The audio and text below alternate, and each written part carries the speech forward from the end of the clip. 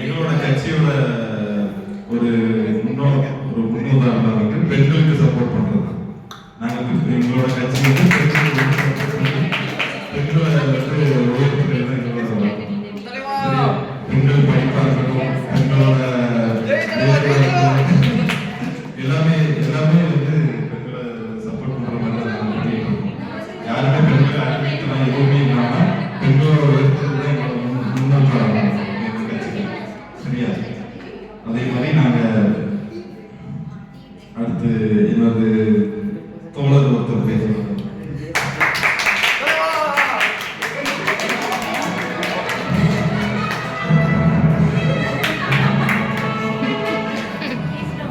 Hello, check check. காலையில் காடு சென்று மாலையில் வீடு திரும்பும் என் அன்பு தோழர்களே, இங்கே அனைவரும்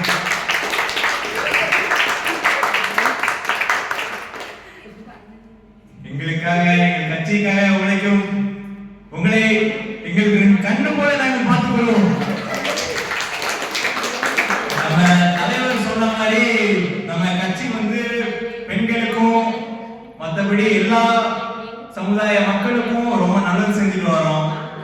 ஸோ இது வந்து நாங்கள் வந்து இந்த எலெக்ஷன்ல மட்டும் இல்லாம நாங்க எல்லா எலெக்ஷன்லயும் நாங்க இது பண்ணுவோம்ட்டு உறுதிமொழி அளிக்கிறோம். ஸோ இதுல நீங்க நாங்க பண்ணலன்னா நீங்க என்னன்னாலும் எங்களை கேட்கலாம். இப்போ வந்து எங்க ஆட்சி, உங்க ஆட்சி, மக்கள் ஆட்சி.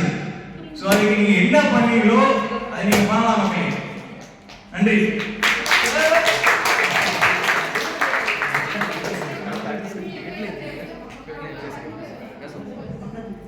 இப்போ நாங்க சொல்றது என்னன்னா, நாங்க தான் எல்லாத்தையும் செய்ய போறோம். நம்ம எம்எல்ஏ கட்சியில மக்களுக்கு தான் எல்லாமே, மக்களால மட்டும்தான். மக்கள் பெண்களுக்காக நாங்க எல்லாத்தையும் செய்யறோம். பெண்களுக்காக நாங்க உலகத்திலே இருக்கிற எல்லா சலுகையும் கொடுக்குறோம். மற்றும் எஜுகேஷன் எல்லாமே ஃப்ரீ தான். இங்க இல்ல பிரச்சனையே இல்லை. நன்றி, வணக்கம் என்று என்னோட உரையை சொல்கிறேன்.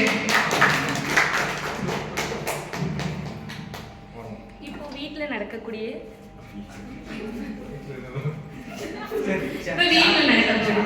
சம்பந்தம் வீட்டுக்கு வர தலைவர் அப்ப என்னதான் பண்றாருன்னு பாருங்க. நீங்களே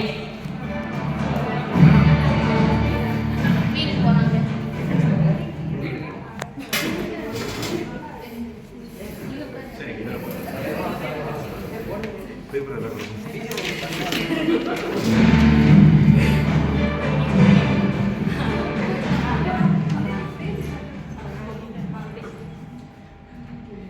வெளியே எவ்வளோ பேசுறாரு எங்க அப்பா, ஆனால் வீட்டில் விட்டு வெளியே விட மாட்டாருங்க. சரி இப்படி கேட்டு பார்க்குறேன். அப்பா, நான் எனக்கும் வெளிக்கெல்லாம் போகணும்னு ஆசையா இருக்குப்பா. நான் கொஞ்சம் வெளியே போயிட்டு வரட்டுமா என் ஃப்ரெண்டு கூட? வெளியே எங்கம்மா போறீங்க?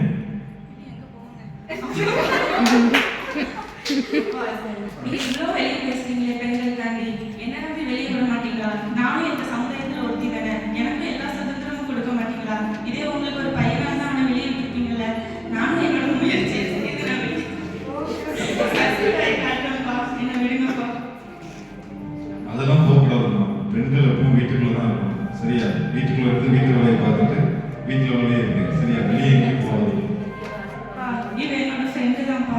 இவங்க அப்பா அவங்கள மாதிரி வெளியே ஃபேமஸ் எல்லாம் பேசுறது கிடையாது. ஆனா அவருக்கு உண்மையாலுமே நல்ல மனசாட்சி உண்டு. இவளை எவ்வளவு அளவுக்கு படிக்க வச்சிருக்காங்க, இவளை உயர்த்தி இருக்காங்க, இவங்களுக்கு எவ்வளவு தன்னம்பிக்கை இருக்கு, இவ இண்டிபெண்டா இருக்கா. நானும் ஒரு நாள் இந்த மாதிரி இருப்பேன்ப்பா. என்னையும் தயவு செஞ்சு வெளியிடுங்கப்பா. அதெல்லாம் செட் ஆகாது. நீங்க பேசாம வீட்லயே இருங்க. வீட்லயே எங்கேயும் போகாம வீட்டுக்குள்ளே இருங்க. சரியா? தெரிஞ்சு அவங்க ஃப்ரெண்டு பேசுறது கேட்காதீங்க. இதுதான் எனக்கு ஆல்ரெடி தெரியுமே. எங்க அப்பா என்னதான் எங்கேயும் விட மாட்டாங்கன்னு சொல்லுவாங்க. சரி, என்னால எதுவும் பண்ண முடியாது. ஏன்னா எங்க அப்பா ஒரு அரசியல் கட்சி தலைவர் தான். மேபி ஒரு நாள் முடிஞ்ச மாற்றத்தை நம்ம கொண்டு வரும். கவலைப்படாத, ஸ்டாலின் அப்படிதான். பெண்கள் மக்களோட போராட்டத்தை போய் உதவி கேட்டு பார்ப்போம். ஆனா நீ என்ன வேணா பண்ணு, எங்க அப்பாவுக்கு எதுவும் வராது. அப்பா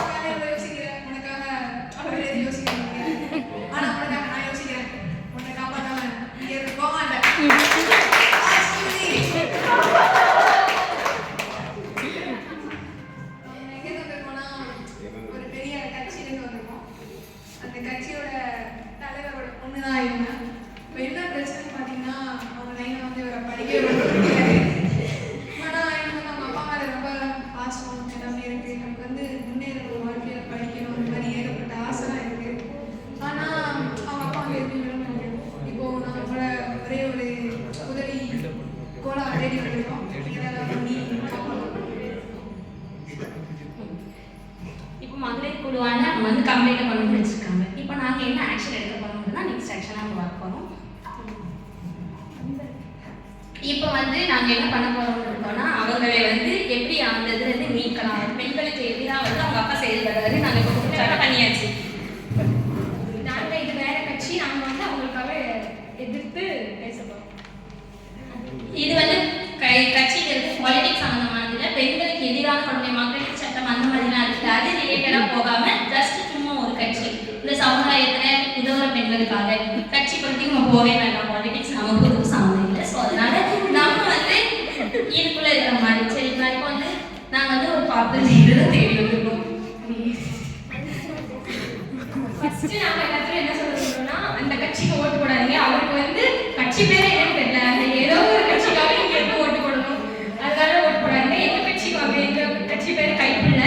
இந்த ரெண்டு பேருக்குள்ளதான் போட்டியே. கைப்புள்ள கட்சி, அது ஏதோ ஒரு கட்சி.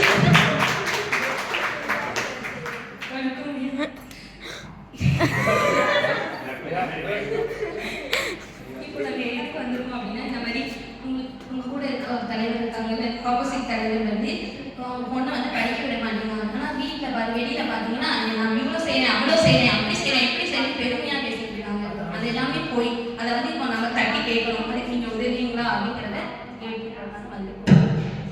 இதுல என்னமா கண்டிப்பா நம்ம கட்சி இதுதான். உங்களுக்கு எப்போ உதவி வேணாலும் தலைவர் என்ன நீங்க வந்து பார்க்கலாம். அவரை கூப்பிடுங்கம்மா. தலைவரே, நீங்க எனக்கு உதவி செய்யணும். கண்டிப்பாம்மா, உங்களுக்கு தான்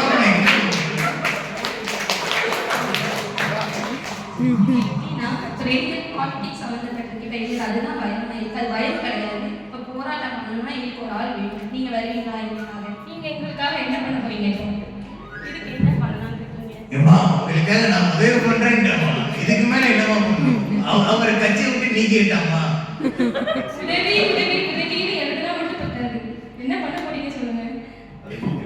ஏம்மா,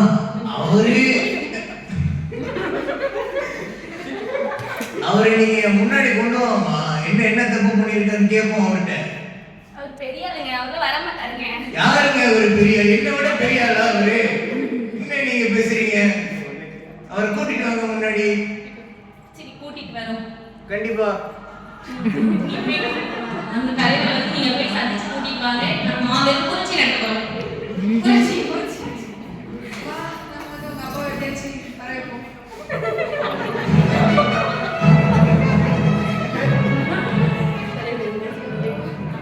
நம்மளுக்கு கட்சிக்கு பெரிய பிரச்சனை வந்துருச்சு தலைவா. உங்க மக்களை வெளியே கூட்டிக்கிட்டே இருக்காங்க தலைவா. உங்க மகா வந்து மக்கள் கருத்துல ஆப்போனண்டா இருக்காங்க தலைவா. அப்படியா? யார் அந்த வேலையை செய்வாங்க? அது அவங்க ஃப்ரெண்ட் நினைக்கிறாங்க தலைவா. அவங்கள கூட்டிட்டு வாப்போ. இப்பவே கேட்கிறாரு. வாங்க, உங்களை தான் தலைவர் இவ்வளவு நேரம் காத்திருக்காங்க.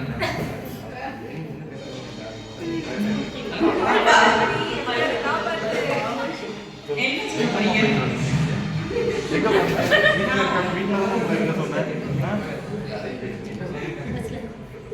உங்களை வீட்டுல தான் இருக்க சொன்னேன். எங்க போனீங்க நீங்க? உங்க ஃப்ரெண்டு கூட சேர்ந்துட்டீங்களா? எங்க பண்ணி போட்டு போனீங்க? நாங்க வீட்டுக்குள்ளேயே இருந்து பெண்கள் பட்ட கஷ்டம்லாம் போதும்பா. நீங்க வெளி வேஷம் போட்டதும் போதும். எங்களுக்கு உண்மையான நியாயம் கிடைச்சே ஆகணும். அதனால நாங்க உண்மையான தலைவரை தேர்ந்தெடுக்கிறதுக்காண்டி எங்களால முடிஞ்ச ஒரு முயற்சியை செஞ்சுட்டு வந்திருக்கோம்பா. இப்போ உங்களுக்கு மீட்டிங் இருக்கு, அங்க வந்து நீங்க போராடுங்க. நீங்க வந்துதான் ஆகணும். நீங்க கண்டிப்பா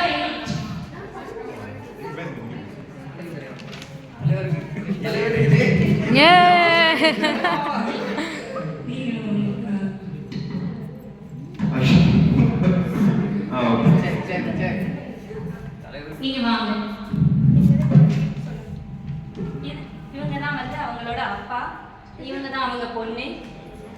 இவங்களை தான் அவங்க வந்து இப்படி பண்ணிட்டு இருக்காங்க, கொடுமை பண்ணிட்டு இருக்காங்க. வீட்டிலே வந்து எந்த இதுவும் இப்போ வந்து மகளிர் இல்லாத குறையே இல்லை. ஆனா இந்த காலத்துலயும் அந்த காலம் மாதிரி படிக்க வைக்காம பொண்ணை கொடுமைப்படுத்திட்டு வீட்டுல வந்து உட்கார வச்சுட்டு இருக்காங்க. இதுல சப்போர்ட் பண்ற அத்தனை பேருக்கு எடுத்து பேசியிருக்காங்க. இவங்க வந்து லீடரா இருக்கவும் கூடாது. அதே மாதிரி பெண்களுக்கு எதிராகவும் செயல்படுறாங்க. ஆனா வெளியில வந்து பெண்களுக்கு இவ்வளவு செய்யணும் அவ்வளவு செய்யணும்னு சொல்லி எல்லாமே உங்க கையில. என்னப்பா சொல்லுங்க ஏப்பா தாடி வச்சிருக்க? சாரி வளருங்க நான் வைக்கணும் மக்களுக்கு சேவை பண்ற இன்னைக்கு தாடி வைக்கணும்ப்பா. ஆடி வைக்கலாம் சரிப்பா இப்ப சொல்றதெல்லாம் உண்மையா? அப்படிலாம் இல்லை என் மகளை நான் எவ்வளோ பத்திரமா பார்த்துக்கிட்டு இருக்கேன் தெரியுமா ஏமா அப்படியேமா இருக்கு? What bro? It's very hard bro. இந்த பொண்ணை வேணா கேட்டு பாருங்க அவங்க உண்மையை சொல்லுவாங்க பொண்ணுகிட்ட கொடுங்க மைக்கு. நான் 5th படிக்க வரைக்கும் எங்க அப்பா நான் குறையே சொல்ல மாட்டேன். ஆனா எனக்கு ஒரு இண்டிபெண்டன்ட் கொடுக்கல அவங்க. அதுக்காண்டி மட்டும் தான் நான் குறை சொல்வேனே தவிர மத்தபடி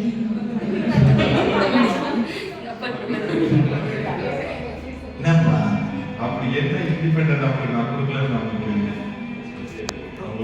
சமுதாயத்துல எல்லாரும் வெளியே போய் வேலை செய்யறாங்க சார். ஆனா எங்க வீட்டை விட்டு கூட வெளியே விட மாட்டேங்கிறாங்க. இவரோட ஹெல்ப் மூலியமா தான் இன்னைக்கு இந்த இன்ஃபர்மேஷன் அவங்க கிட்ட கொண்டு வர முடியுது. இவர் வெளியே விஷயம் போடுறாரு. உலகத்துல எத்தனையோ பெண்களுக்கு வந்து இண்டிபெண்டன்ட் கொடுக்குறோம், எங்க கட்சியில் அப்படி இருக்கும் இப்படி இருக்கும்னு சொல்றாங்க. ஆனா ரெண்டு பிள்ளை எனக்கே இதுக்கு ஒரு தீர்ப்பு கண்டிப்பா ஏப்பா வெளியேசம் போடுற? நம்ம கட்சிக்கு நீ அடிப்பட்ட தொண்டனா இருக்கும் போதுல இருந்தே உன்னை அவங்க பாத்துக்கிட்டு இருக்கேன். ஆமா ஆமா நீ என்னப்பா வீட்டுல ஆமா ஆமா கலாய்க்கிற? ஐயா இல்ல ஒரு எம்எல்ஏ பொண்ணுக்கு என்னையா சொல்ற எம்எல்ஏ பொண்ணு ஏன் வேலைக்கும் ஐயா எம்எல்ஏ பொண்ணாலும் ஒரு பொண்ணு தானே, வெளியே 4 இடத்துக்கு போக வேண்டாமா? வேலைக்கு அனுப்பியா உங்க பொண்ணை நீங்க வேலைக்கு அனுப்புவீங்களா எங்க எனக்கு பொண்ணு இல்லைங்க. பாருங்க என் பையன் கூட கல்யாணம் முடியாம சும்மா தான் இருக்கேன். உங்க வைஃப் வேலைக்கு போறாங்களா? உங்க வைஃப் வைஃப் சின்ன வயசுல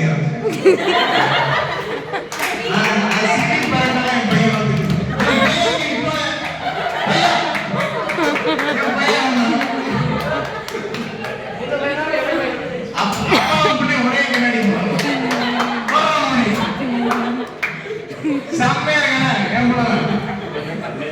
பாத்தீங்களா? அப்படி ஒரு பிரின்சிப்பா இருக்க முடியா? என்ன பையன் அது அவர் டிபெண்டன்ட் கம்பெனி வச்சிருக்காங்க அது கேட்கலாம் கேட்கறாங்க. என்ன என்ன ஆடியன்ஸ் என் பையன் என் வேலைக்கு ஆசைப்பட மாட்டான். உனக்கு ஆசைப்படுவ? பாத்தீங்களா அப்பனே கொல்ல முடியும். நல்ல பையன் போடா தம்பி போ. கண்ணாடி கண்ணாடி இல்ல இப்போ அப்பா பாத்தீங்க யூகோ ஐயா என்னோட பொண்ணை நான் நல்லபடியா தான் ஐயா நீ உன் புள்ள நல்லபடியா தான் வளர்த்த. ஆனா நீ யாரும் பேச்சு கேட்டு நீ பண்ற மாதிரி இருக்கு. என்ன பண்ணிட்டு இருக்க? எனக்கு தெரிஞ்சு இவன் தான் பிரச்சனை. ஏ தம்பி நீ பேசாம எதை கட்சியில போய் செஞ்சிடறா? செமையா இருக்கும். உன்னை நான் கட்சி பணியில இருந்து நீக்கிறோம். நீ இந்த மாதிரி பொய் சாட்சி இந்த மாதிரி பொய்யான வாக்குமூலம் கொடுத்துக்கிட்டு இருந்தா நம்ம கட்சி நினைக்காது. ஐயா நான் அப்படி பண்ணல நீ நல்லபடியா சொல்லுதையா நீ பண்ணலன்ட்டு நீ என்ன சொல்ல போற? இவனை பார்த்தாலே எனக்கு தெரியும் கண்டிப்பா ஏதாவது பண்ணிருக்கோம். அவங்க தான் அவன் ஃப்ரெண்டு கூட சேர்ந்து செலக்ட் பண்றாங்க. அவன் ஃப்ரெண்டு தான் 10 நம்பர்ல சொல்லி வச்சிருக்காங்க. பாருங்க யார் சொல்றா? சேர்க்க தெரியும் ஆடியன்ஸ் நீங்க சொல்லுங்க ஆடியன்ஸ். டேய் தம்பி என்ன சொன்ன? ஏய் யார் தப்பு இதுனால? ஏய் என் மோன தள்ளுடி என் மோன சேர்த்து சரியில்லை. மோனை எங்க போக? டேடி சொன்னா அப்படியே இருக்கும். டேடி வந்து குச்சி முட்டை குடி விட்டுறல. தம்பி தம்பி. சரிங்க நான் என்னோட பொண்ணை வந்து வேலைக்கு அனுப்ப நான் பார்த்துக்கிறேன். நீங்க அவங்க கிட்ட நீங்க கேட்டுக்கோங்க. என்னம்மா அவரு வெளியே எனக்கு ஓகேன்னு சொல்லிட்டாரு. நீ இப்ப ஓகேவா உங்களுக்கு? அது சொன்னா மட்டும் பத்தாது, செஞ்சு காட்டுவாங்க. எப்படி பொண்ணு வந்து படிக்க வைக்கணும், கண்டிப்பா 4 டிகிரி வாங்க வைக்கணும், வாங்க வச்சு வேலைக்கு அனுப்பிச்சுதான் கல்யாணம் கட்டி கொடுக்கணும். அதை விட்டுட்டு இதெல்லாம் பண்ணக்கூடாது சரிங்களா? பெண்களுக்கு எதிராக வாக்குறுதி கொடுக்கறது தப்பில்லை. கரெக்ட் ஃபர்ஸ்ட் நம்ம வீட்டுல ஃபர்ஸ்ட் நடைமுறை பண்றோம். எல்லாத்தையும் நடைமுறை வச்சுதான் இருக்கு.